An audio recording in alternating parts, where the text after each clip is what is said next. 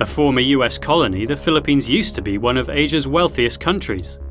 Manila was called the Pearl of the Orient, with its neoclassical architecture and efficient tram system. Then it turned into a soap opera, under a succession of autocratic or scandal-plagued leaders. Ferdinand Marcos received billions in US military aid when he became president in 1965. The proclamation of martial law is not a military takeover. But he declared martial law and crushed the democratic opposition while ruling unpredictably with his wife Imelda. Over 100,000 people were killed, jailed or tortured, according to Amnesty International. On the final year of the dictatorship, the economy was dead. No investors would not want to come. Even our local investors, they couldn't invest because the government wasn't moving anymore. Mr. Marcos squandered billions of dollars on vanity projects like the Bataan nuclear power plant. It cost $2.3 billion, a huge investment for the developing country, but was never even switched on by Mr. Marcos's successors. The national debt ballooned from $2 billion to $30 billion. Some of it is still being repaid. We continue to see the effects of that. Corruption is still very, very, very bad. And we believe that it's part of what was established during the regime. In 1986, Mr. Marcos fled to Hawaii, having stolen $10 billion in public funds, according to official estimates. Imelda's legendary shoe collection symbolized their profligate regime.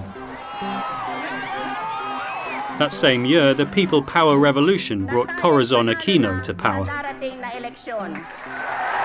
Although Mrs. Aquino restored democracy, she presided over a period of economic drift, just as other economies around Southeast Asia were taking off. A wave of Filipino nationalism forced the US military out of the country. Economic reforms under President Fidel Ramos began to turn the tide. We are today being hailed as the new Asian Tiger Cub. But they were not built on by his immediate successor. Movie star Joseph Estrada captured the public's imagination when he became the next president. But he lasted less than 3 years, ousted by a second popular uprising in 2001. He was later jailed for corruption. Gloria Macapagal Arroyo faced more scandals, including allegations that she rigged the 2004 election.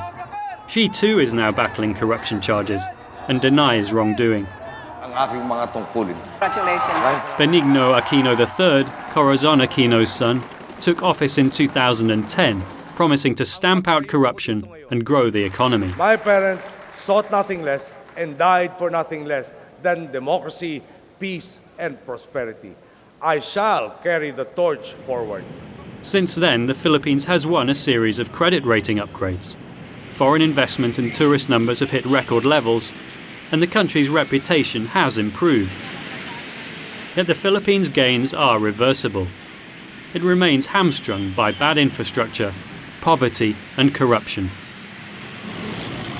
Manila is 20 million people in the daytime and 12 million at night. Almost as big or even bigger than Mexico or Beijing or Shanghai. So as a metropolis, it's huge.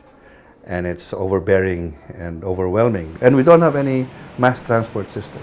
We used to have before the Second World War erupted, but that disappeared.